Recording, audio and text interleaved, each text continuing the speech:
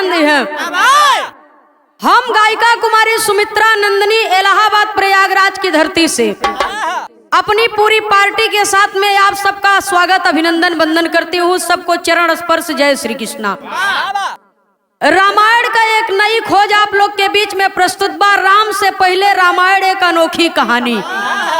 बिरहा के अंदर 4 लाइन भूमिका का भाव बा मास्टर साहब।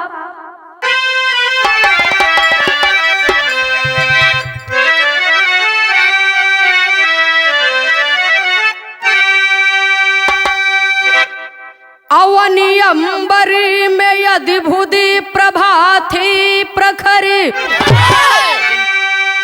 कुंज में भृंग गुंजो के समवेश थे। नाद कल कल की करी बह रही सुरी सरी, घूमने भोर में निकले अवधेश थे। मन मगन हो चमन में थे करते भ्रमण, छट गए कुछ क्षणों में निशा के अंधेरे। पावन गंगा में स्नान कर आ गए, वाल्मीकि मुनि के आश्रम सवेरे सवेरे।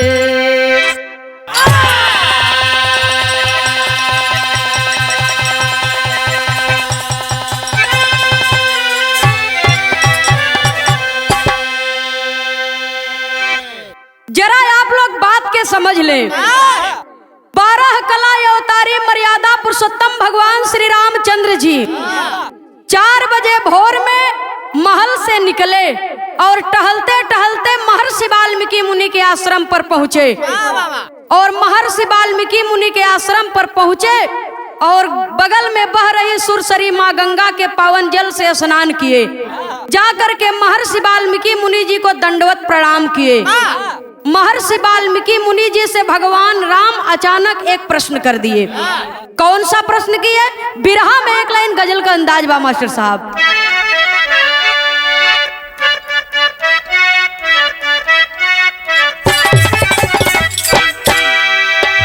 क्या बात है भैया, चाहे कोनो चाहे वाला हो चाहे वाली, दुनिया का एक बहुत बड़ी सच्चाई बा। एक गजल के माध्यम से कवि जी संकेत करते हैं। ये तो सच है कि अब कोई दिलवर,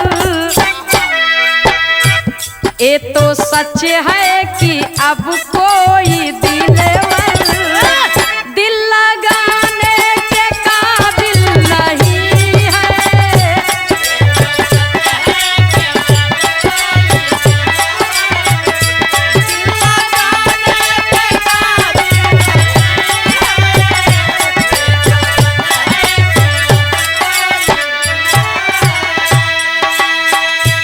ये तो सच है कि अब कोई दिलवर दिल लगाने के काबिल नहीं है। ये तो सच है कि अब कोई दिलवर दिल लगाने के काबिल नहीं है। आप ओ बात क्यों पूछते हो, आप ओ बात क्यों पूछते हो, जो बताने के काबिल नहीं है। यो!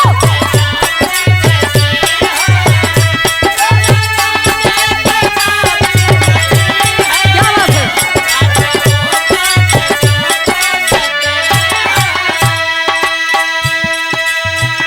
लेकिन बिरहवा में भाव देना पड़ा। भगवान राम महर्षि वाल्मीकि मुनि जी से प्रश्न कर दिए।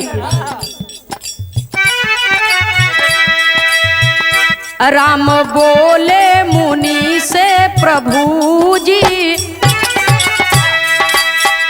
राम बोले मुनि से भी हंसी के, मेरे दिल में है शंका मिटा दो।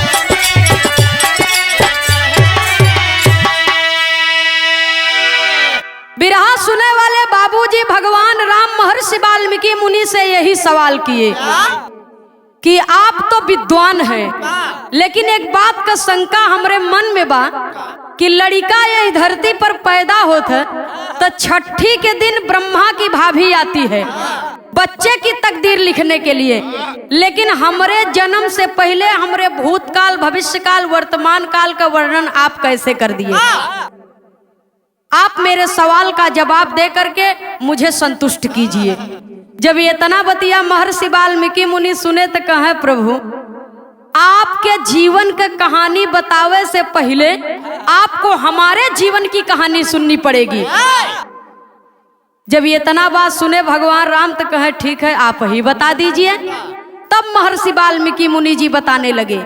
बिरहा में कवि जी एक नया मोड़ दिए। मास्टर साहब, गीत का संकेत है।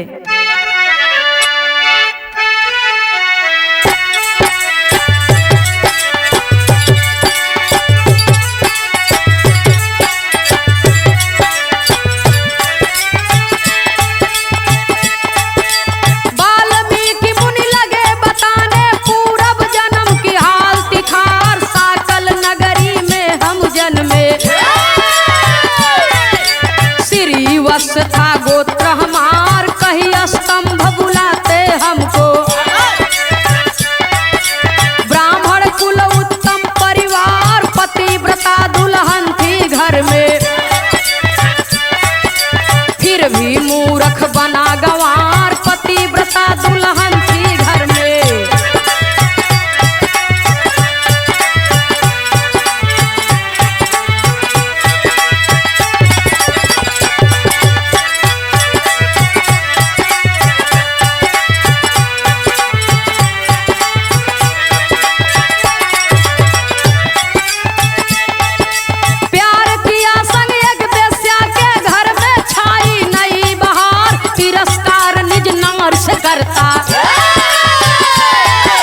पर वह करती मुझसे प्यार, जब तक रहा खजाना घर में,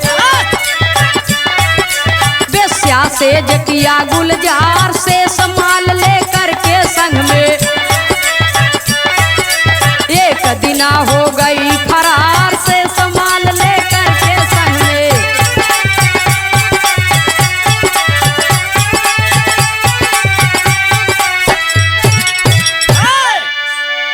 महर्षि वाल्मीकि मुनि कहा है, प्रभु पूर्व जन्म में साकल नगरी में हम पैदा भये, श्री वत्स मेरा गोत्र था, मेरे माता पिता मेरा नाम स्तंभ रखे, हम इतना सुंदर, इतना सुंदर, इतना सुंदर कि वाह, गांव के अगल बगल के मेहरारू कुल देखे आवे, सब काकी माई कहे ब्राह्मणी का कोख धन्य हो गई।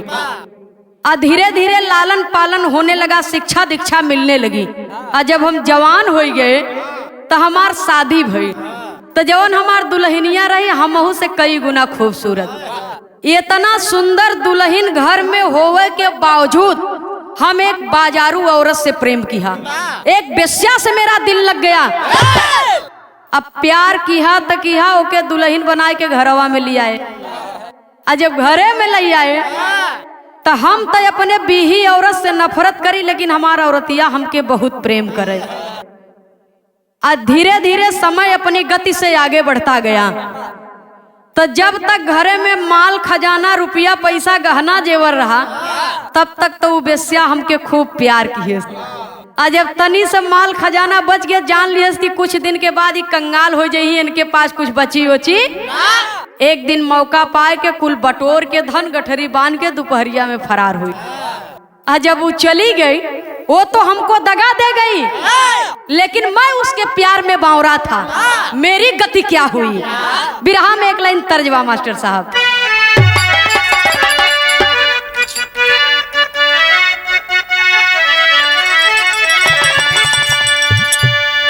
तारे नरियरवा की बारी, अरे तारे नरियरवा की बारी, ऊपर श्याम गेंदा लगाएगा।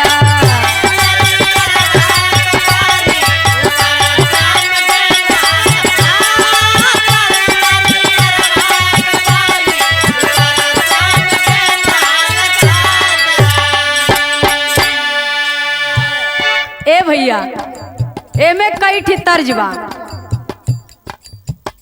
यही के कबो कबो बाबू रामदेव जी गावे बिरहा सम्राट बनारस के धरती से। कहाँ अपने बलमुआ के चोरी गोरी मांगे घून घुनवा। यही के बाबू बुल्लू जी गावे नैहर में लागे सब भाई नजर किसे लड़ाई। यही के हमरे यहाँ के हमरे अखाड़े के अंतरराष्ट्रीय कलाकार स्वर्गीय बाबू राम कैलाश यादव जी गाया करते थे। सुनने वाले बड़के भैया, एक दुल्हन के दुल्हा परदेश बा। दुल्हनिया फोन करता 6 महीना बीत गए परदेसी निर्मोही हो गए आवे के नाम। दुल्हन कहे बतावा यौबा कि नहीं यौबा।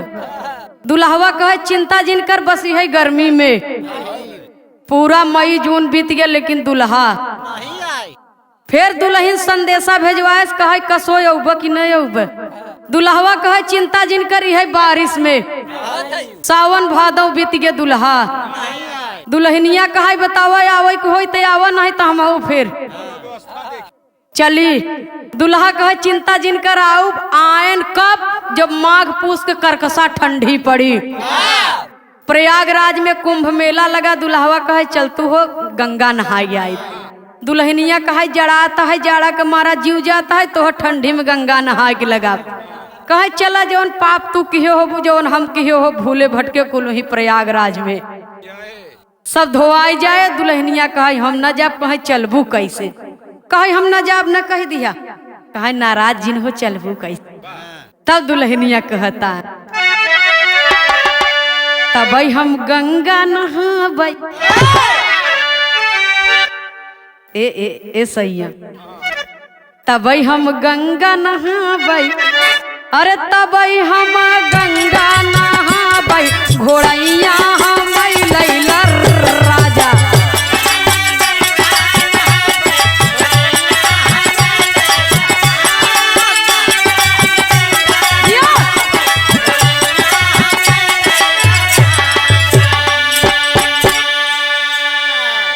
धुन तर्ज क्षण मात्र के मनोरंजन के लिए होता बिरहवा में भाव बा।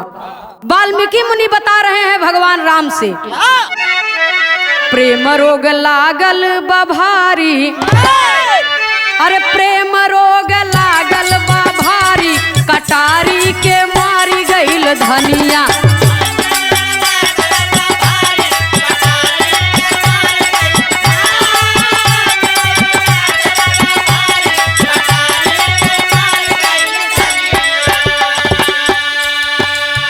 जर शरीर भइल धैल सी बीमारी।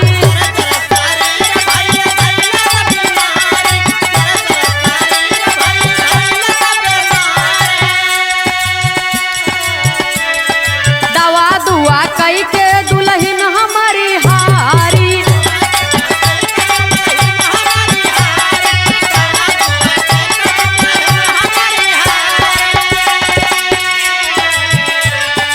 एक दिन ऋषि एक पधारी।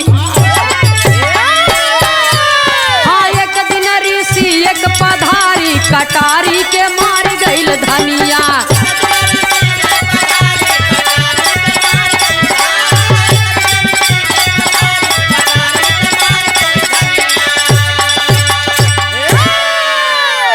वाल्मीकि मुनि कहे है भगवान बेस्या तो चली गई लेकिन ओकरे प्यार में हम पागल से हो गए। धीरे धीरे दाना पानी सब छूट गए। अब बीमार हो गए शरीर एकदम जर्जर हो गए पौरुखहीन हो गए। और पौरुखहीन हो गए एक जगह के हो के रह गए। तमाम दवा दुआ हमार दुल्हन की है लेकिन हमके आराम नहीं लगा। तो जो काम दवा से नहीं होता है वो दुआ से होता है। काबिल मुर्शिद मिल जाए तो बात खुदा से होता है। एक दिन एक ऋषि जी दरवाजे पर आए और ऋषि जी के चरण धोए के चरणामृत हमार दुल्हनिया लेके आए। हमके कहे लपीला ठीक हो जावा। और ऋषि जी के चरणामृत जैसे हम पिया वैसे हमार प्राण पखेरु उड़ गए। और जब हम मर गए तो हमार दुल्हन विधवा हो गई। और चंदन लकड़ी मंगाए के उसके पास कुछ बचा नहीं था। घर में कोई धन भी नहीं था। सब तो बेश्या लेकर चली गई थी। तो खाली सुहाग का एक निशानी, वही हाथ में सोने का कंगन। तो कंगन के बेच के चंदन लकड़ी मंगाए के चिता सजाए के हमके लय के हमार दुल्हनिया सती हुई गई। तो हमार दुल्हन तो बढ़िया काम की है रही, उसको स्वर्ग प्राप्त हो गया और हमने नर्क से भी ज्यादा बदतर काम किया। ये लिए हमके यही मृत्यलोक में फिर से जन्म लिए पड़ा।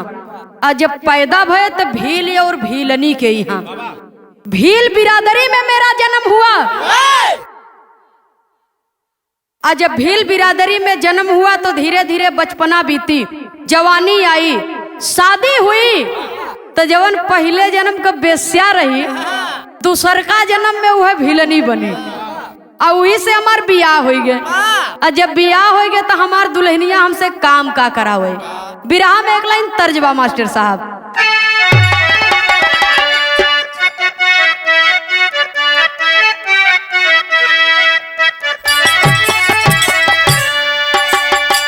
रतिया बलमुआ दिहले गारी हो तरकारी बिगड़ल।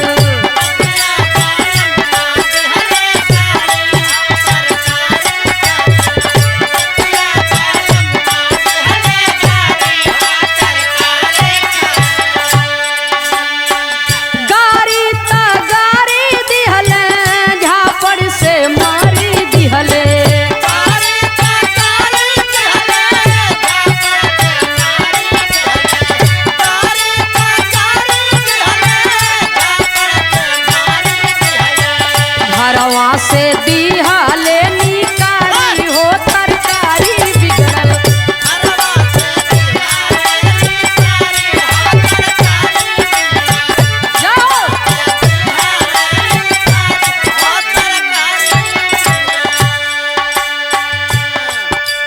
लेकिन बिरहा के अंदर भाव देना पड़ा।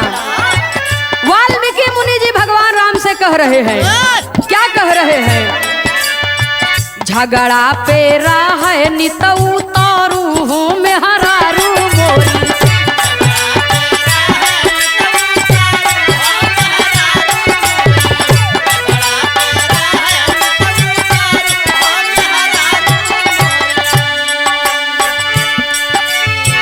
राहिन के जाबोरी सामान छीनावा वही रोज।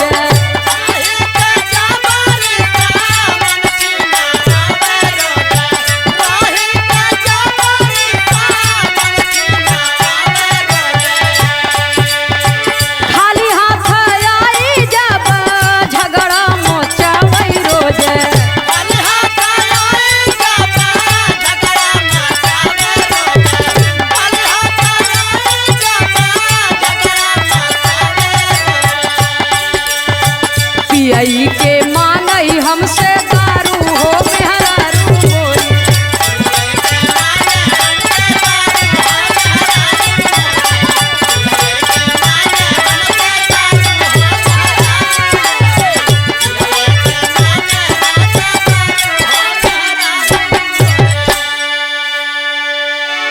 वाल्मीकि मुनि जी कहा है प्रभु, पहला जन्म में जितना हम गलती काम किए रहे, दूसरा जन्म में 1 गुना 2 गुना नहीं 4 गुना हम उसका भुक्तभोगी हुए।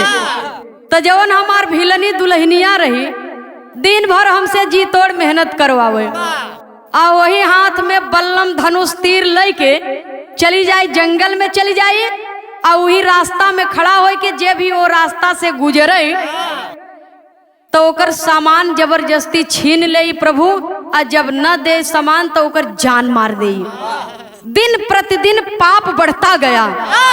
तो जौने दिने क्यों न मिले वह दिन कुछ न पाई। और जब कुछ न पाई तो खाली हाथ घरे आई तो हमार भीलनी दुल्हनिया हमके बहुत गरियावे, गरियबो करे, झाड़ू लेके मारे उठे, खाए बदे मांस मांगे, पिए बदे मदिरा।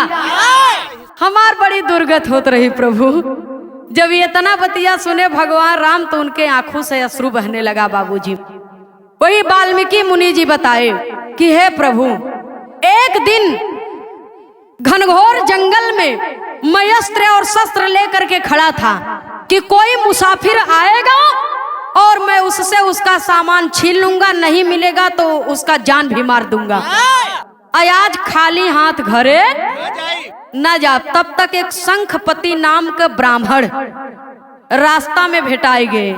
अपने गुरु का दर्शन करने के लिए जा रहे थे। उसी जंगल से होकर के जेठ बैसाख का तपत दोपहरिया शंखपति ब्राह्मण का सारा सामान हम जबरदस्ती छीन लिया।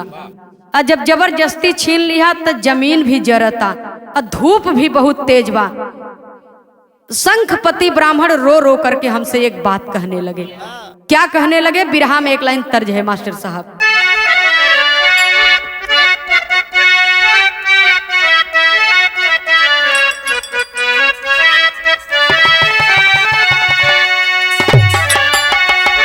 नई झूलनी के छैया, नई झूलनी के छैया बलम दोपहरिया बिताइला हो।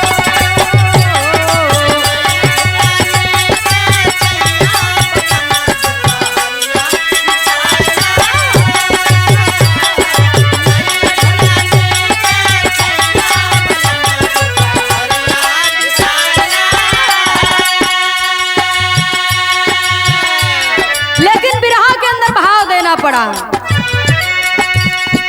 जरे बैसाख दोपहरिया, जरे बैसाख दोपहरिया तपन मुझसे सहलो न जाला हो।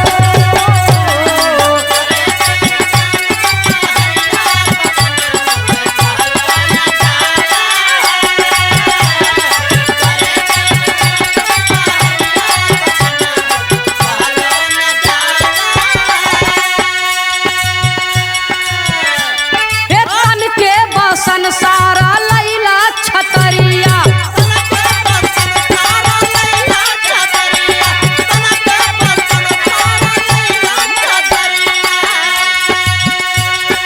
दैदा खड़ाऊ जरत बा पयरिया,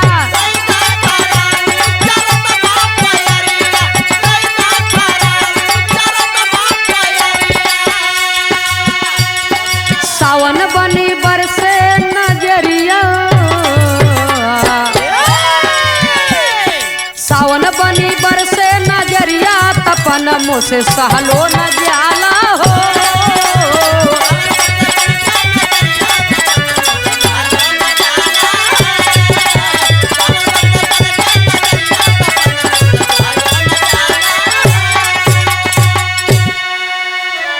वाल्मीकि मुनि जी कहाँ है प्रभु?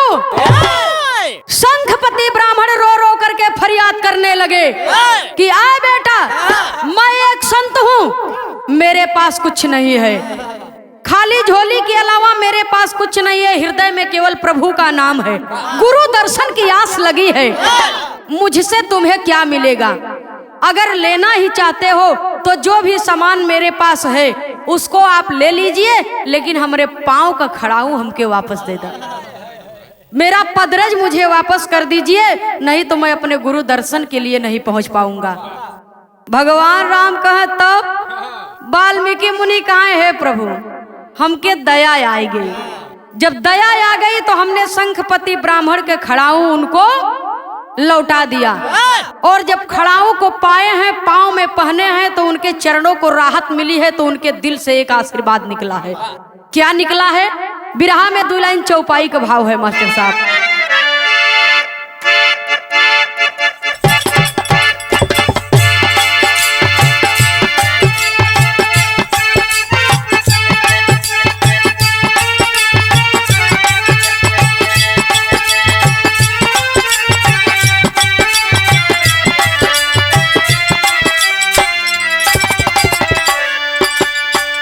चरण पादुका जब से पाए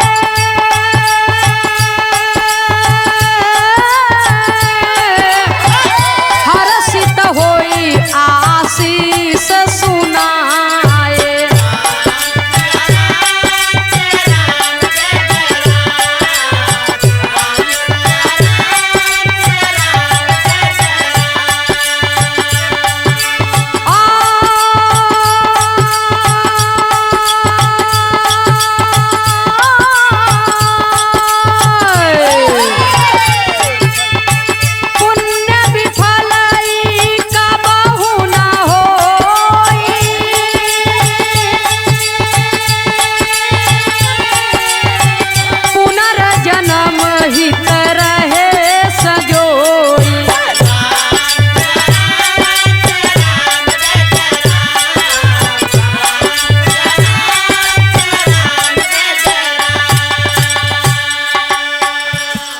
वाल्मीकि मुनि जी कहने लगे कि हे प्रभु, शंखपति ब्राह्मण ने हमको आशीर्वाद दिया, चरण पादुका विप्र जब पाए, हर्षित होई आशीष सुनाए। पुण्य विफलई कबहू न होई, पुनर्जन्म हित रहे सजोई। आए बेटा, आपने मेरे चरण पादुका को वापस करके मेरे चरणों को ठंडक दी है, मेरे चरणों को राहत दी है। इसलिए जाइए, आपका ये पुण्य 100 पाप पर भारी पड़ेगा। लेकिन आपने निर्दोषों को सताया है, निर्दोषों की हत्या की है, इसलिए आशीर्वाद के साथ साथ एक श्राप भी है। श्राप क्या दिए? कवि को विरह शैली में टेरी के भाव में लिखना पड़ा।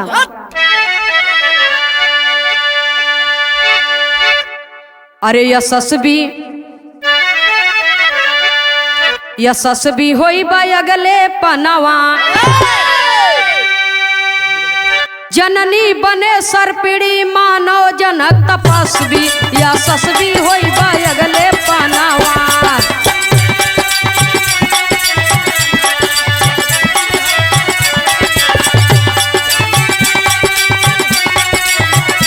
क्या बात है, संभाल के संभाल के।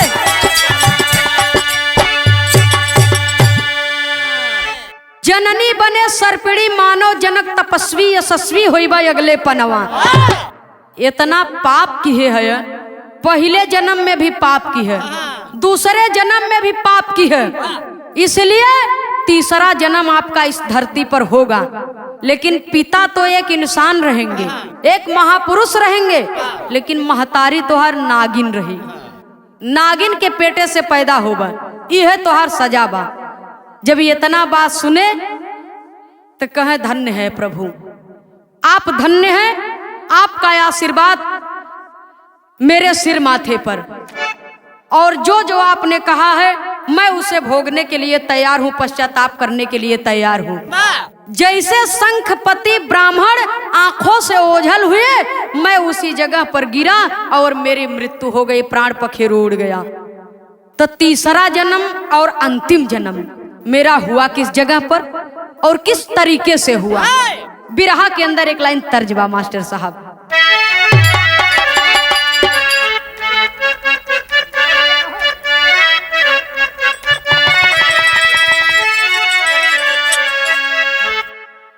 देखा भैया, प्रेमी प्रेमिका तब के भी जमाने में रहन, अब के भी जमाने में है, लेकिन तब बात कुल हो जात रही, लेकिन पर्दे में। अब तो पर्दवा के पता नहीं बा, तो तब और अब में इतना अंतर बा। एक प्रेमी अपने प्रेमिका के समझावत बा कि हमार तो हर मिलन कैसे होई, क्या समझा रहा है? गौवा के पिछवरवा चांद जब निकले, गौवा के पिछवरवा चांद जब निकले, धीरे धीरे नदिया किनार चली आई हा।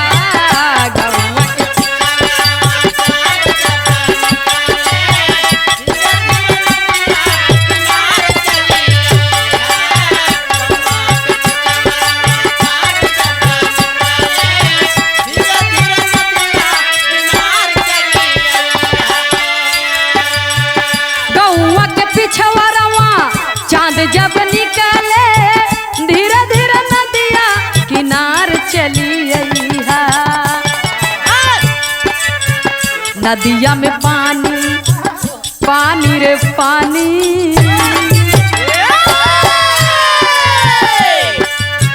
नदिया में पानी भरल रही रानी, नदिया में पानी भरल रही रानी, नैया पे होई के सवार चली गई हा। नदिया में पानी भरल रही रानी, नैया पे होई के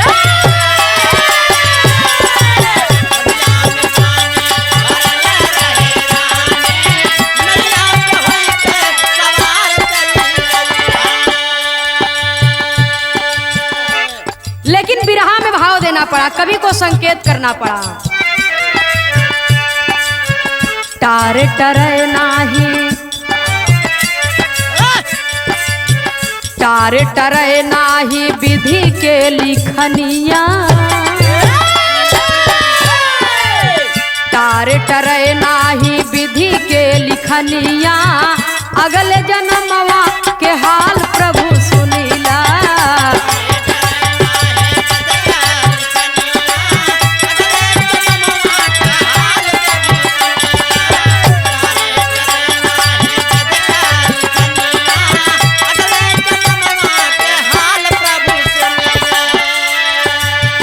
कृणु ऋषि करते घोर तपदनवा,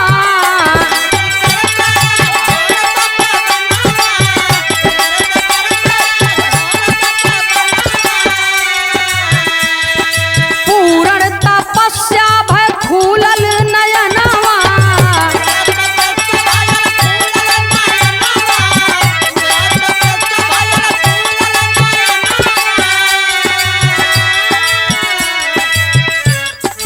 अखिया से रक्त गिरा गिरा मोरे रामा,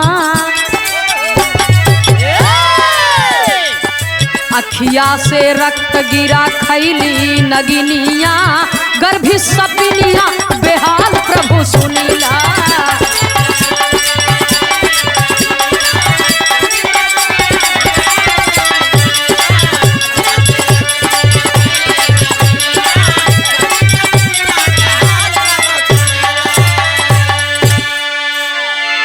वाल्मीकि मुनि कहा कि हे प्रभु, तीसरा और अंतिम जन्म कहाँ हुआ? कृणु नाम के ऋषि तपस्या कर रहे थे, कृणु नाम के ऋषि तपस्या कर रहे थे, और जब तपस्या की अवधि समाप्त हुई और जब आपन नजर खोले तो कृणु ऋषि के नजर से रक्त बीर गिरा, और रक्त बीर जब गिरा तो उसी पास में एक नागिन बैठी थी, रक्त बीर को ग्रहण कर गई, और जब रक्त बीर को ग्रहण कर गई तो वो गर्भवती हो गई, और जब गर्भवती हो गई तो समय जब पूरा हुआ तो मैं उसी नागिन के गर्भ से पैदा हुआ, और जब नागिन के गर्भ से पैदा हुआ तो कृणु ऋषि मुझे एक रत्न की भांति पाए थे, जैसे कोई खजाना मिल गया हो, इसलिए मेरा नाम रत्नाकर रख दिए। और जब रत्नाकर रख दिए तो भक्ति भाव भजन में हमार मन लागे, जवन जन्म जन्मांतर से करत चला आवत रहे वो पाप हमार पीछा नहीं छोड़त बा। कुटिया पर सत्संग होए तो हम धनुष तीर लेके जाए शिकार करे, धनुष बाण लेके चली जाए जंगल में शिकार करे बदे। और जब पहुंचे एक दिन जंगल में तो ऐसे कई दिन लगातार कई वर्ष मुझे बीत गया, समय बीता जा रहा था, समय बीता जा रहा था, लड़कपन समाप्त हुई, जवानी की दहलीज पर कदम रखा। एक दिन जंगल में मैं शिकार करने के लिए गया तो सप्त ऋषियों का आगमन हुआ।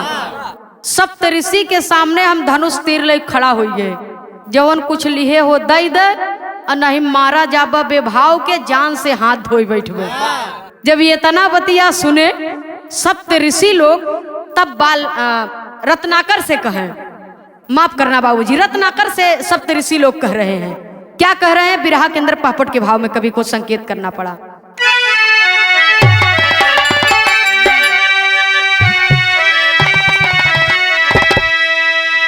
सप्त ऋषि कहा बेटा अखिया खोल, बेटा सुन ला, जान मारे की आवश्यकता नहीं बा, जवन कुछ ली है आए सब दे दे, बल्कि दुनिया का अनमोल खजाना तो के दे दे,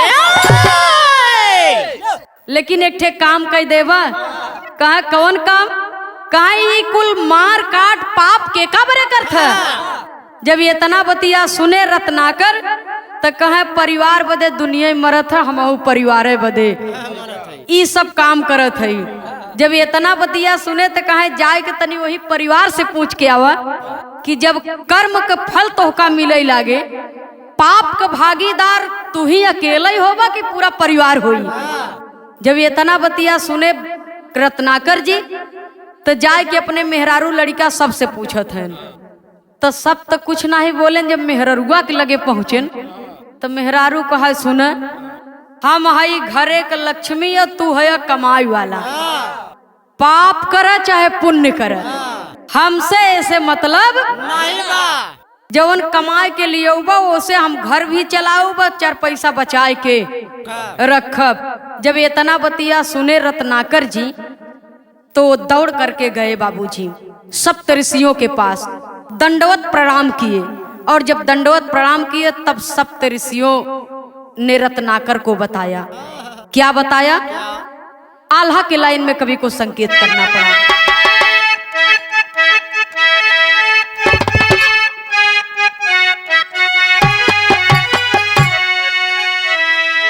अरे दई के ब्रह्म ज्ञान सप्त ऋषि चली गई भैया,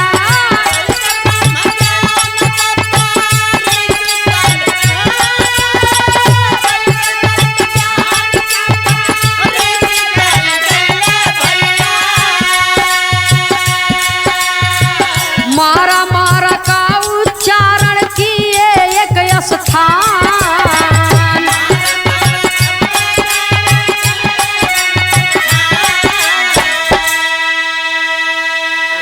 अरे 1000 वर्ष हम ताप कैली बनवाए भगवान,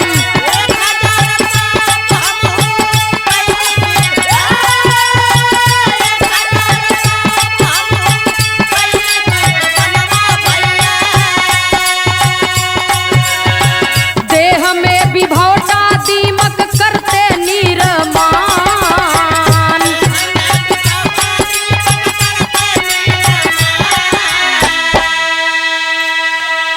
हिलिगा भूमंडल हिली सारी राजधानिया भैया,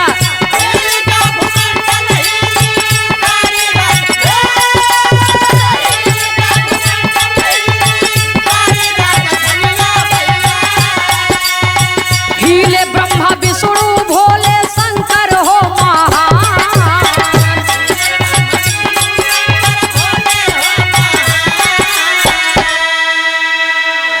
सुने वाले बाबूजी वाल्मीकि मुनि कहा है प्रभु, सप्तऋषि ने हमें ज्ञान दे दिया कि राम राम कह तोहरे पाप का गठरी तोहरे सर से उतर जाई, लेकिन जिंदगी में जन्म जन्मांतर तक खाली मार काट किए रहे, राम को हम का जानी। वही सप्तऋषि लोग जब ज्ञान दे करके चले गए तो राम राम तो निकले न, जिहवा इतनी पापी हो गई थी, तन मन इतना दूषित हो चुका था, भगवान राम का नाम हमरे मुख से नहीं निकला। तो राम राम के बजाय मरा मरा निकलने लगा। तब मरा मरा कहत कहत राम राम अपने आप ही आवे लगा। और जब राम राम अपने आप ही निकले लगा तो 1000 युग, आनंद रामायण में ये बात लिखी गई है, 1000 युग मैंने तपस्या किया, अमरत्व का वरदान प्राप्त हो गया।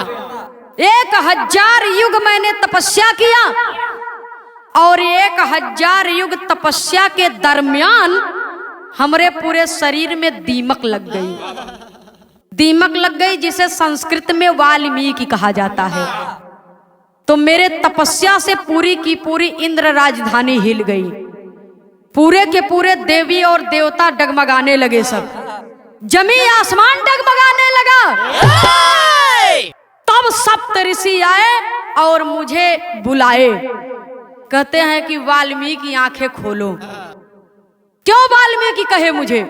क्योंकि संस्कृत में दीमक को वाल्मीकि कहा जाता है और मेरे पूरे शरीर में वो दीमक विभौटा लग गया। दीमक अपन घर बनाए लिए रहे, इसीलिए मुझे सप्तऋषियों ने वाल्मीकि कह करके पुकारा। और जब वाल्मीकि कह करके पुकारा तब मैंने मेरी तपस्या से आंख खुली, और जब तपस्या से आंख खुली तो हमने देखा कि सप्तऋषि हमारे सामने खड़े हैं। मैंने दंडवत प्रणाम किया, और जब दंडवत प्रणाम किया, अब मेन बात यावत बा कि आपका कहानी हम कहां से लिखा। बिरहा में भाव देना पड़ा, संकेत करना पड़ा।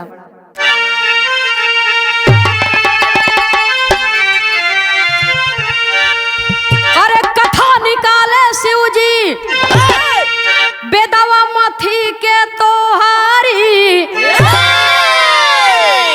कथा निकाले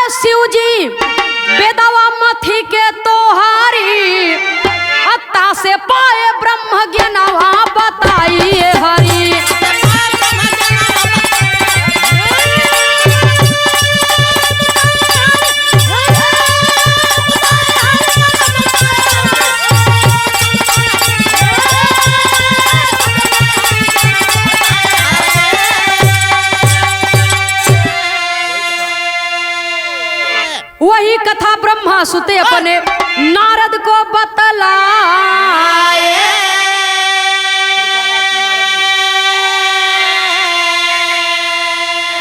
अरे कृपा आपकी नारद मुनि कुटिया पर हमारे आए गाए सारी कीर्तनिया बताइए हारी।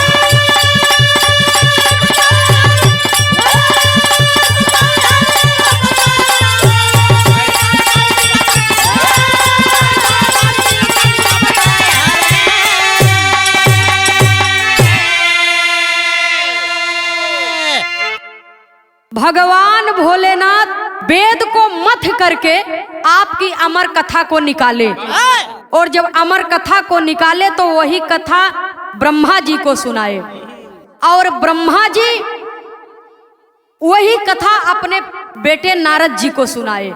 तो एक दिन नारद जी घूमत घूमत हमारी कुटिया पर आए, और जब हमारी कुटिया पर आए तो उसी कथा को नारद जी ने मुझे सुनाया। और जब ही नारद जी जाने लगे, और तब तक एक व्याध ने एक बकुले को बाण मारा। बिरहा जगत के सभी प्रेमियों को मेरा सत सत नमन है। जरा इस बात पर आप गौर करेंगे। अक्सरतर कहानी में, यहाँ तक कि वेद पुराण में भी अक्सरतर काल्पनिक बात को लोग जो है डाल देते हैं, लेकिन ये जो बात है एकदम खांटी रामायण से है।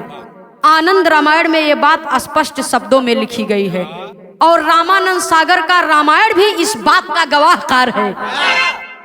एक व्याध ने एक बगुले के ऊपर बाण चलाया, और जब बगुले के ऊपर बाण चलाया तो बगुला व्याध के बाण लगने से मर गया। तो बगुला जब मर गया तो बगुला के शोक में जो बगुली थी वो रोने लगी, और जब उसके मरने के शोक में वो रोने लगी तो उसी समय उसके मुख से 32 अक्षर का श्लोक निकला। शोक में 32 अक्षर का श्लोक निकला, और उस 32 अक्षर श्लोक को मैंने 100 करोड़ श्लोक में विभाजित कर दिया। 100 करोड़ श्लोक में जब विभाजित कर दिया तो उसी 100 करोड़ श्लोक के दरमियान संस्कृत भाषा में आपकी अमर कथा को हमने लिख दिया। मुझे आत्मज्ञान मिल गया, मैंने आपकी अमर कथा को लिख दिया। जब इतना बात सुने भगवान राम तो कहते हैं कि आप धन्य हैं ऋषिवर। इस दुनिया में जब जब भक्तों के ऊपर संकट पड़ा है तब तब भगवान ने अवतार लिया है भक्तों के संकट और दुख को दूर करने के लिए। लेकिन मैं एक ऐसा व्यक्ति हूँ जो इस धरती पर पैदा हुआ, और मेरे पैदा होने से पहले आप पैदा हो गए, और मेरे पैदा होने से पहले आपने मेरे गाथा को लिख दिया, जीवन की कहानी को लिख दिया। तो भगवान से बड़ा दर्जा आपका है। मैं आपको वरदान देता हूँ, मैं आपको आशीर्वाद देता हूँ। आज के बाद आने वाले कलयुग में, आने वाले समय में जब जब मेरी गाथा गाई जाएगी तो मुझसे पहले आपको इस दुनिया के लोग नमन करेंगे, प्रणाम करेंगे। मुझसे पहले आपका नाम लिया जाएगा, आपके नाम की स्तुति की जाएगी। तो जो वाल्मीकि रामायण था वो केवल संस्कृत भाषा में लिखी गई थी, तो उसको गोस्वामी तुलसीदास जी ने संस्कृत भाषा को हिंदी अनुवाद करके हिंदी में लिख दिए रामायण को। तो संस्कृत का रामायण केवल संस्कृत के विशेषज्ञ ही पढ़ सकते थे, जो संस्कृत को जानने वाले थे वही पढ़ सकते थे, और जो हिंदी में लिखा गया है उसको कोई भी पढ़ सकता है। तो ये कहानी मिलती है बाबूजी, और ये एक सत्य घटना है। कहा जाता है जहां न पहुंचे रवि वहां पहुंचे कवि। आखिरी और अंतिम प्रमाण में कवि को संकेत करना पड़ा। स्टूडियो में उपस्थित हम अपने कवि जी श्री खेमराज यादव मोछ वाले को नमन करते हैं, अपने समस्त पार्टी की ओर से आप सबको नमन करते हैं। और ये गीत हमारे कवि जी श्री खेमराज यादव जी और हमारे अखाड़े के कवि जी श्री मंगल यादव जौनपुरी जी ने मिल करके इस गीत को लिखा है, और पावन आशीर्वाद है श्री शिव शंकर प्यासा जी का। तो कहना है,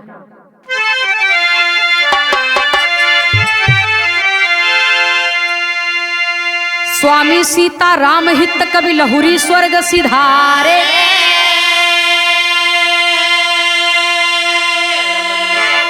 मंगल यादव जौनपुरी जी सुंदर गीत सवारे।